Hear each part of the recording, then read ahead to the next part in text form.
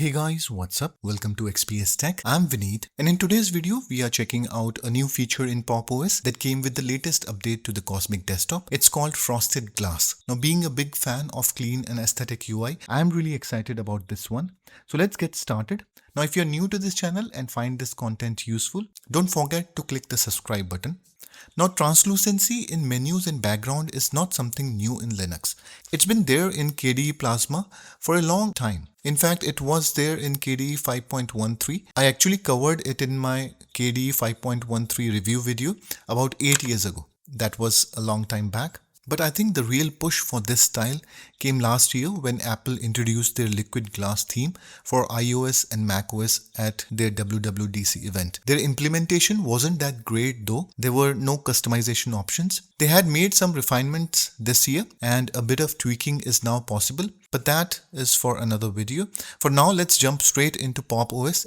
So to get this feature, go to the Cosmic Store, head to Updates and check for new updates. If a system update is available, just install it and restart your computer. Once you're back in, the Frosted Glass option is under Settings, Desktop and Appearance. Scroll down and in the Style section, you'll see Frosted Glass. Clicking on it opens a panel with all the customization options. Now there are 4 toggles for panels, applets, system interface and windows. So you can enable or disable the effect on each of these elements individually. At the bottom you also have 2 sliders, one for frost thickness and the other for glass opacity. I have to say this is a very well designed and well thought out implementation. The sliders let you fine tune the effect to your liking. Alright, so this is how it looks. At first glance, I think it looks really nice. I would imagine it looks even better on a higher resolution display. Let me open a few apps so you can see it in action. Let me move the frost thickness slider all the way to the right to give you an idea of the range. As you increase the frost thickness, the background behind the windows becomes more diffused and blurred, and taking it all the way to the left makes it almost translucent. You can almost see what's behind the window. Similarly, moving the glass opacity slider to the right makes the surface more opaque, almost like a solid color. Moving it to the left brings the translucency back. I think now you get a fair idea of what each slider does.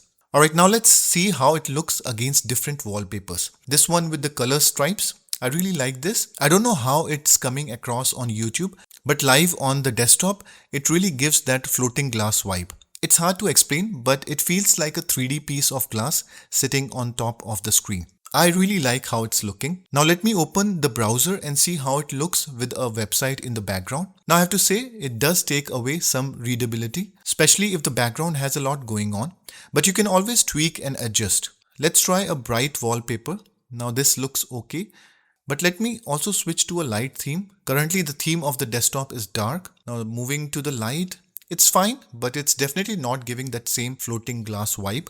I personally prefer a dark to medium light background with the dark desktop theme. Let me try a few more light backgrounds. Now this one looks better. Now let's see a dark wallpaper with light desktop theme. No, I don't like this combination at all. Let's go back to dark theme. That's much better. You can also increase the frost thickness if you want better readability. It blurs the background more, which helps with busy wallpapers. But for me personally, I like having both the sliders almost all the way to the left. That gives you the maximum frosted glass effect. Now let's look at a few more wallpapers. I like this one. The colors are really enhancing the look. This next one looks amazing, very clean and aesthetic.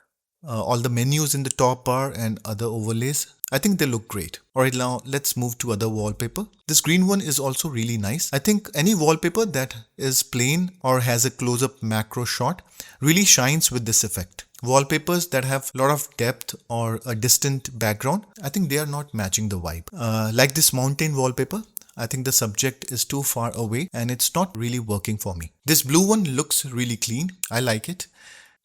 And this one is probably the first landscape wallpaper I think actually pulls off the frosted look well. This rail track wallpaper also works nicely, gives a calm and peaceful vibe. Alright, now I think I have experimented enough. I think this one is going to be my favorite, but the colorful options also look really good. Alright, now let's check if there's any impact on the performance. Now I haven't done this scientifically, but I did a rough test using the desktop normally with the feature off and then using the desktop doing the same task with the feature on. And in my test, there was no noticeable difference whatsoever. And I didn't find any real impact. Alright, so that was all for today. It's a great feature for anyone who loves good UI design. I really like it. And if you are a fan of Linux, I think you should also go try it out. And also don't forget to share your experience in the comment below. I would love to hear from you. Alright, so thank you guys for watching this video, and I'll see you in the next one.